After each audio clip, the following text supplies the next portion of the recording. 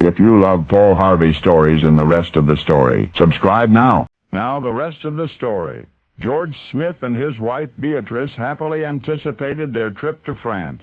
A second honeymoon, they were calling it.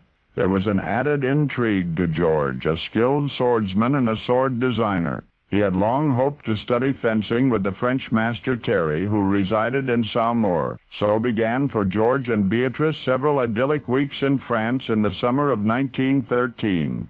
A second honeymoon this soon-to-be astonished husband would never forget. This one, for this is the rest of the story.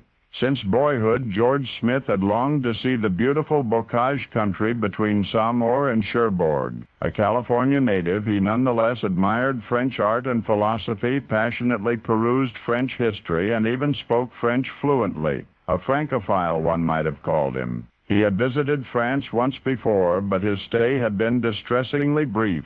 This time he promised himself he would drink it in, absorb it into his soul. It was a bright, breezy morning when he and Bee set out in their car for nowhere in particular. But before long, George grew quiet, intense, strangely distant. Bee asked if anything was wrong. George shook his head. "I don't think so," he said, and yet clearly something was wrong. Perhaps he considered it was the years of anticipation, of picturing this picturesque countryside. Perhaps that's what made him suddenly feel that he had been there before, that he had traveled these roads before, climbed these gentle hills before. "I know what's beyond the trees over there," he told Bee, and then he described what he had never seen. And to Bee's amazement, as they curved past the trees, the scenery was precisely as George had predicted. Time and again they drove through the groves, and George described what lay ahead as though he somehow knew what he could not possibly have known. Each turn in the rugged, ancient watershed backroads, peculiarities of the old towns of Saumur and Saint-Bleu. For days the couple explored the Bocage country, with George continually and correctly envisioning the miles that lay before them. Of course, the French have a phrase for it.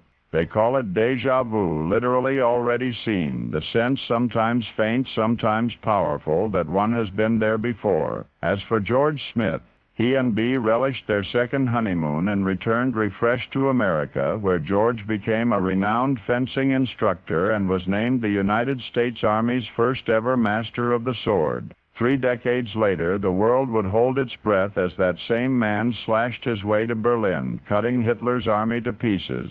He was a tank commander then. Don't get ahead of me now. He was a brilliant, flamboyant, eccentric 4-star general nicknamed Old Blood and Guts. That's right, Georgie Patton.